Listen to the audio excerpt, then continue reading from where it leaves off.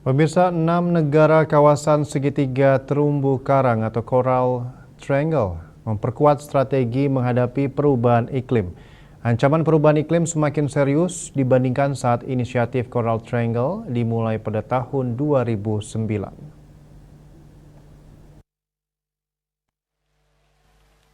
Staf ahli bidang ekologi dan sumber daya laut Kementerian Kelautan dan Perikanan atau KKP, Hendra Yusran Siri, di sela Zoom 20 CTIC-VV di Kuta mengatakan ancaman perubahan iklim semakin serius dibandingkan saat inisiatif Coral Triangle dimulai pada 2009.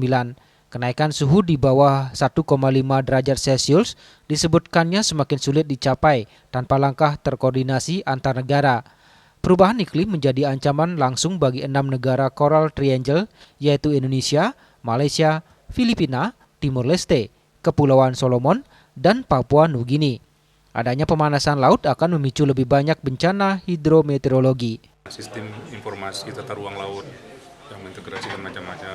Kemudian juga untuk MPA, kawasan konservasi laut, kita juga punya proses pembelajaran dan kita juga punya metode perhitungan efektivitas kawasan.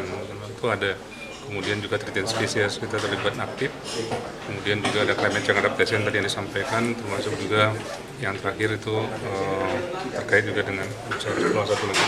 Tapi banyak pembelajaran yang kita sampaikan tadi, banyak juga dari negara-negara lain, misalnya Filipina punya asuransi parametrik pertama untuk laut gitu loh. Kalau di lautnya, kalau terurainya menjadi mikroplastik, ikan makannya nanti. Kita yang nanti akan menjadi mangsanya.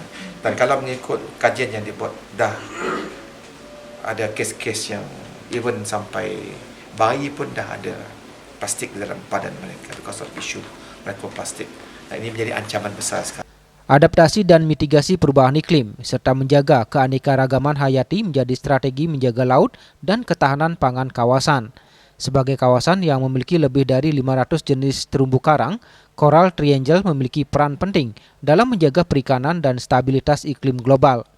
Negara-negara di luar kawasan diajak ikut menjaga ekosistem laut sebagai bagian dari upaya global menghadapi krisis iklim. Raiswantara, Bali TV.